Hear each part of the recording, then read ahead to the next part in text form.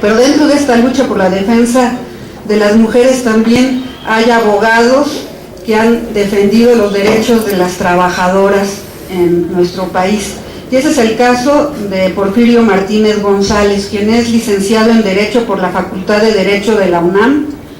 Es profesional desde 1975 y se ha desempeñado como abogado laborista, defensor de trabajadores y trabajadoras y como activista social y militante político. Participó desde el año de 1974 en el naciente Partido Mexicano de los Trabajadores, en cuyo Comité Nacional cumplió responsabilidades de secretario de Asuntos Juveniles, de Relaciones Campesinas y de Trabajo y Conflictos entre 1977 y 1987. Además fue diputado suplente del ingeniero Eberto Castillo, miembro fundador del Partido Mexicano Socialista, en el que se desempeñó como consejero nacional y responsable del bufete jurídico de ese partido. Miembro fundador del Partido de la Revolución Democrática, en el que se desempeñó como consejero estatal en el Distrito Federal e integrante de la Comisión Estatal de Garantías y Vigilancia, después como presidente de la Comisión Nacional, de 1998 a 2002 como secretario de Derechos Humanos de Finanzas y como presidente del mencionado Comité Ejecutivo Estatal. En mayo del año 2003 renunció al PRD. Como litigante, defensor de trabajadores, ha asesorado a grupos y movimientos en diversas ramas industriales y de servicios como la refresquera, del transporte federal, petrolera, eléctrica, azucarera, metalúrgica, de los sectores de salud y de educación superior, entre otros. Ha participado en congresos, seminarios y encuentros internacionales sobre diversos temas de derecho del trabajo en Brasil, Chile, Argentina, España y Estados Unidos. También participó como invitado especial en el primer Congreso Internacional de Derechos Humanos y el Principio de Justicia Universal en Madrid, España. Es miembro fundador de la Asociación Nacional de Abogados Democráticos y de la Asociación Cívica Mexicanos Unidos. Coordinó el libro Los Derechos Humanos y su Evolución Histórica. Es coautor de 2 libros sobre temas laborales, editados por la Universidad Autónoma Metropolitana y la UNAM.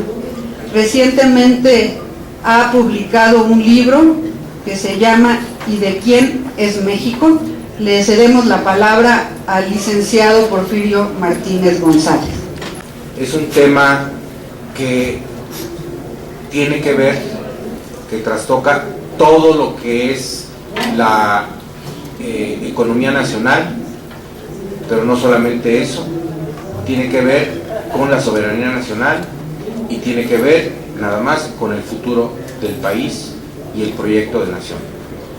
En primer lugar, yo quiero destacar que es importante para examinar un problema o examinar un tema o examinar y diagnosticar un problema, pues primero tenemos que verlo con objetividad y con realidad. Y por ello me atrevo, para empezar esta plática, a comentar que es necesario que pongamos las cosas en su lugar y que hablemos a las cosas por su nombre. Y en este caso no hay reforma energética, no ha habido reforma energética. Lo que ha pretendido el Poder Ejecutivo, el Legislativo Federal, en su mayoría obviamente, y la mayoría de los congresos locales, no es una reforma, ni siquiera una adición a los artículos relativos a los energéticos. Estamos ante una mutación de la Constitución. Estamos ante un acto de parte de instituciones del Estado que, sin tener facultades para ello, han querido modificar sustancialmente los preceptos contenidos en los artículos 25, 27 y 28, que son el corazón de la Constitución del país.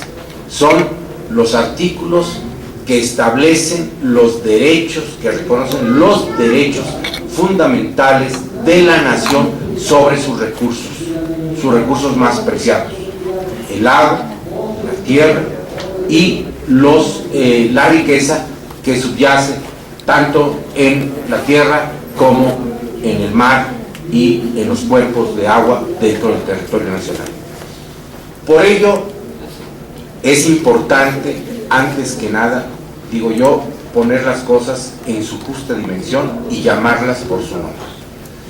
Si ustedes leen el artículo 135 de la Constitución, se darán cuenta con mucha sencillez y claridad que este artículo dispone que la Constitución, sus preceptos, solamente pueden ser adicionados o reformados. ¿Qué quiere decir eso? Pues quiere decir que adicionar, lo sabemos, ¿verdad? Adicionar es agregar algo que carece en el momento en que se va a revisar un precepto. Le falta algo, hay que agregárselo. ¿Para qué? Para que cumpla su finalidad, su objetivo, como dicen los teóricos, el espíritu de la ley, el espíritu de la norma. O, si no es solamente la adición, la reforma. ¿Qué quiere decir reforma? Reforma quiere decir darle una forma distinta, es decir, es cambio de forma, no de fondo. Y aquí, ante lo que estamos, es justamente un cambio esencial en la disposición de estos preceptos constitucionales. Y yo insisto, examinemos a cabalidad por qué señalamos que estos preceptos son el corazón de la Constitución. Pues porque miren, ustedes la primera parte que examinan, que leen en la Constitución, son las garantías individuales. La garantía a la libertad, la garantía al voto, la garantía al trabajo, la garantía a la vivienda, la garantía, todas las que se puedan ustedes imaginar, ¿sí? Ahí están en los primeros 29 artículos de la Constitución, salvo los que acabo de mencionar que salen de las garantías individuales. Bueno, esos artículos y esas garantías que son esenciales para el ser humano, manifestarse, tener acceso a la educación, tener esto y tener lo otro, esas garantías, sin los recursos materiales, sin los recursos económicos para llevarlo a cabo, ¿en qué quedan? En retórica, ¿sí? En retórica. Entonces tenemos que examinar por qué es tan importante estas disposiciones de los 3 artículos que justamente son los que pretende los titulares de estos poderes, que son poderes públicos, que son poderes de la Unión, que son poderes de los mexicanos, se están utilizando para diversos y contrarios fines a los que establece la propia Constitución. Aquí tenemos que ser muy acuiciosos, tenemos que examinar a fondo esto que les estoy señalando. ¿Por qué lo digo? Por ejemplo, nos dicen, el artículo 3 de la Constitución menciona lo que es la democracia, porque también nos quieren confundir, nos dicen que la democracia es ir a votar cada 3 años, cada 6 años. Eso no es democracia, eso es un sistema electoral y un sistema jurídico mediante el cual se integran los componentes del Estado Nacional y de los órganos del Estado Nacional. La democracia no es eso. Lean ustedes el artículo 3 constitucional y se darán cuenta que es la democracia. Dice, la democracia, más que un sistema jurídico o político, es un sistema de vida, fundado en el constante mejoramiento de lo económico, político y social de los mexicanos, del pueblo, dice la Constitución. O sea, si no hay este constante mejoramiento, pues no hay democracia. Puede haber elecciones cada tercer día, puede haber muchos debates y muchas transmisiones y muchos patrocinadores y muchos escotes en los debates. ¿Y qué? ¿Y eso qué? ¿Para qué sirve? si no se mejora sustancialmente la calidad de vida de los mexicanos. Por eso, retomamos, ¿por qué la Constitución? ¿Por qué el constituyente del 17? Constituyente hay uno, para también que no me los confundan. Dicen aquí en la Cámara de Diputados y en los senadores, el Congreso permanente, el constituyente permanente. No, no hay constituyente permanente. El constituyente es el que constituye, es el que funda. Por eso la Constitución se llama ley fundamental, porque es la que funda al Estado Nacional y es la que determina las funciones de cada órgano del Estado y las garantías y las prerrogativas de los ciudadanos. Entonces, tenemos que ir ahí para ir entendiendo frente a qué estamos, para poder saber qué vamos a hacer. Si no tenemos diagnóstico, no podemos curar a nadie. Si no tenemos diagnóstico, ni podemos construir, ni podemos solucionar, ni podemos hacer absolutamente nada. Entonces, tenemos que examinar esto. La Constitución, en el artículo 27 constitucional, establece un principio que es maravilloso y que es la única constitución del mundo que lo contiene, y es el siguiente. Dice que la nación en todo tiempo tiene el derecho de imponer a la propiedad privada, ¿sí?, las modalidades que dicta el interés público, ¿sí? Fíjense qué interesante. Y por otro lado, al principio del artículo 27, ustedes seguramente lo han leído, cuando dice que la tierra y el agua que está dentro de todo lo que se constituye el territorio nacional le corresponde originariamente y es propiedad de la nación. Y la nación no es el Estado, la nación no es el gobierno, la nación es el conjunto de seres humanos que tenemos una historia, que tenemos una tradición y que tenemos aspiraciones comunes. Esa es la nación.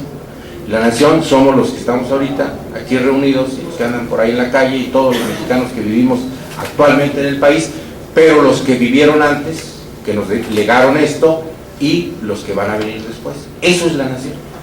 Por eso es que ella es la que tiene el derecho primordial sobre estos bienes que son esenciales. Por esto, la Constitución, el artículo 27, dispone que en todo momento tienen ese derecho, la nación, de imponer la propiedad privada, porque es la propiedad privada, a diferencia de otros países, sobre todo los anglosajones, donde la propiedad privada es lo más importante. Aquí no. La propiedad privada es una propiedad subordinada al interés público. Se llama una propiedad precaria. Entonces, ¿y por qué esta disposición? Algunos juristas dicen, es que cuando se independiza México y después cuando se establece su primera constitución, bueno, pues, todo lo que era del Reino de España, pues se convierte en propiedad de los mexicanos. No, va más allá. ¿Por qué esa cualidad de que siempre sea lo que impere la propiedad colectiva? Pues porque esto viene de nuestras culturas originarias de México, es decir, viene de nuestra concepción del mundo, cosmogónica. Nuestros antepasados, que todavía viven, porque luego vemos a nuestros originarios como si ya se hubieran ido a otro lado, todavía viven, ahí los tenemos que entender y unificarnos con ellos. Ellos decían la madre tierra. Ustedes han escuchado cómo llaman a la tierra, la madre tierra. ¿Por qué? Pues porque es la que nos da la vida, porque es la que tenemos que cuidar como si fuera la progenitora de todos los mexicanos. Entonces, esa concepción que va más allá de una moda o de una idea concebida por estudiosos o por alguna otra persona, es una idea esencial de nuestro ser colectivo, histórico. Entonces tenemos que atender a eso. Ahora bien, respecto a los energéticos, el artículo 27 establece que son bienes de propiedad inalienable e imprescriptible. ¿Qué quiere decir eso? que no se nos debe despojar de sus bienes y que aunque se dejen de utilizar esos bienes, nunca van a prescribir, siempre van a seguir siendo propiedad de la nación. Pero aún más, la Constitución señala que esos bienes estarán bajo el dominio directo de la nación. Fíjense, no del Estado, no del gobierno, de la nación, ¿sí? Entonces, ¿a través de quién lo hace la nación? Efectivamente, a través del gobierno y a través del Estado, pero como instrumentos, simplemente instrumentos operativos, instrumentos administrativos, para que se maneje eso en favor de la nación. Bueno, y ahora nos dicen que, pues que sí son de la nación y que sí son del dominio directo, pero que pues hay que darle chance a los extranjeros para que ellos sí saben utilizar esos recursos. Ya ven que andan haciendo guerra por todo el mundo y andan contaminando todo el mundo, ¿sí? Y nos tienen al borde del acabose de la humanidad. De acuerdo con estudios científicos, tanto de investigadores de la UNAM como de los que contrató la ONU hace más de un año, se determinó, aquí hace 5 o 6 años, para que vean que estamos un poquito actualizados, hace 5 años nos dijeron nuestros amigos científicos que si no se modifica la civilización, la manera en que vivimos, ¿sí? Tenemos 50 años los seres humanos a punto de perecer como especie. Y a la ONU le entregaron el estudio y le dijeron 5 años después que en 45 años, los mejores científicos reconocidos en el mundo. Entonces, ¿frente a qué estamos? ¿Y por qué llegamos a ese grado de riesgo? Pues porque en 400 años se han liberado del seno de la Tierra, ¿sí?, el CO2 que se acumuló durante 300 millones de años. Y decimos, ay, el calentamiento global, ay, estos problemas, ay, sí, todo tiene su consecuencia. Y la explotación irracional, desmedida de los recursos energéticos nos está conduciendo a esta situación. Entonces tenemos que pensar que esta mal llamada reforma, que no es reforma, sino un cambio sustancial prohibido por la Constitución, hay que combatirlo. Y que hay que combatirlo no solamente como una cuestión de orden ideológico, político, una postura social, no, más allá de eso, como un imperativo para lograr y contribuir los mexicanos, por fortuna siempre lo hemos hecho, de contribuir en el mundo a dar un cambio, pero un cambio radical, quiere decir un cambio de raíz. Tenemos que retomar los principios de la vida comunitaria, los principios de la vida civilizada entre los seres humanos, y debemos de dejarnos conducir por el interés solamente de unos cuantos, el interés de la acumulación de riqueza, el interés de lucro. Eso es lo que nos está conduciendo a la muerte a la especie humana. Tenemos que cambiar eso. Nosotros tenemos historia, nosotros tenemos muchos elementos culturales que podemos vertir, pero además tenemos el resumen de toda nuestra historia actualmente en una constitución que se llama Constitución Política de los Estados Unidos Mexicanos. Ese librito que ni nos lo trajeron de Harvard, ni de Yale, ni de ninguna universidad extranjera, ese librito lo escribieron los diputados constituyentes en el 17, pero ese librito a los diputados se los dictó un pueblo en armas. Por eso es que tiene tantos puntos tan importantes en favor del pueblo, porque fue el pueblo el que impuso con su fuerza que se establecieran en esa nueva constitución estos preceptos. Entonces, tenemos que guiarnos hacia a revertir esto que aprobaron los legisladores, tanto federales como locales, en contra de nuestra nación. Lo tenemos que hacer. Usar todos los caminos legales que están plasmados en la Constitución. Porque luego, cuando platicamos de esto, mucha gente dice, pues sí, es que usted tiene razón, es que la Constitución pues así dice, pero Los diputados ya nos dieron palo, los senadores también, los estos también, y luego vamos al Poder Judicial Federal y tampoco nos hacen caso. Bueno, yo les quiero decir, para que también no andemos con falsas expectativas, la Constitución puso sus candaditos. La Constitución dice, hay que hacer esto y esto y esto. Y si no lo hace el gobierno, y si no lo hace el Poder Judicial, mira, léete el artículo 136. Es el artículo candado de la Constitución. Lean.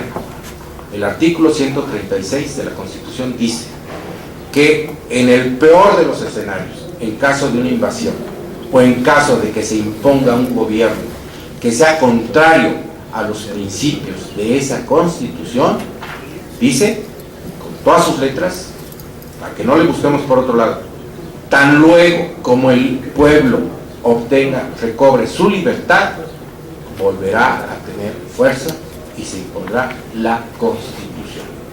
Entonces, más claro, ni el agua, ¿sí? ¿Quién va a liberar al país y a brindarle oportunidades a los mexicanos que vienen? Por los que estamos ahorita, no hay otros, ni modo, nos tocó, ¿sí? Entonces, tenemos que dar una lucha, una batalla muy fuerte.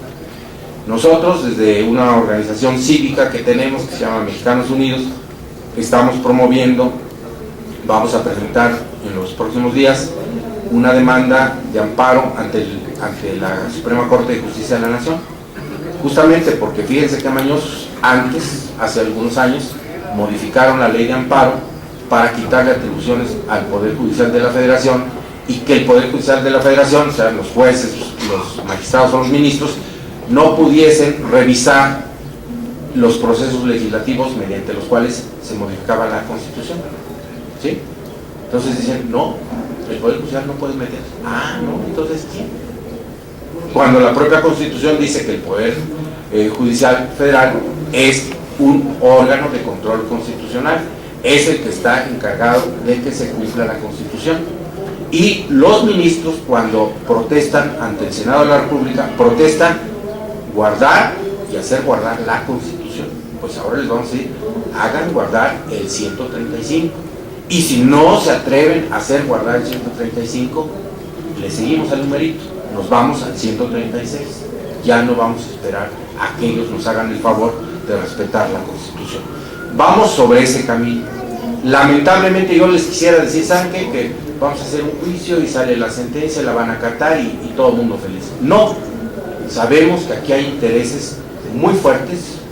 Estados Unidos termina su petróleo, se lo acaban dentro de 8 años, por eso es que andan como desesperados por todo el mundo, queriendo quitarle el petróleo a todo el mundo, Venezuela, a Siria, a Irán, a todo el mundo le quieren quitar el petróleo. Ellos se lo están acabando. ¿Para qué? Para hacer más guerras y para despilfarrarlo. Ustedes seguramente han ido a Estados Unidos, algunos de ustedes conocen ciudades de Estados Unidos. Qué bonito se ve, ¿verdad? Todas las noches, todos los edificios de 100 pisos prendiditos, gastando energía como si fuera permanente, fuera gratis, ¿no? Entonces, para eso quieren los energéticos, para darse una vida. Ustedes saben, nada más, con eso voy a terminar, ustedes saben que para tener el nivel de vida de la clase media de los Estados Unidos, no digo más, de la clase media de Estados Unidos, para todos los pobladores de este planeta, se requieren, para lograr eso, se requieren 7 planetas Tierra. Para ese nivel de despilfarro, para ese nivel de desperdicio, se requieren 7 planetas Tierra. Entonces, tenemos que terminar con esa irracionalidad. Tenemos que volver a los brazos de nuestra amada Madre Tierra. Y tenemos que defenderla. Tenemos con qué, tenemos leyes, tenemos una Constitución. Ahora falta la voluntad y la entereza de los mexicanos de esta generación. Muchas gracias.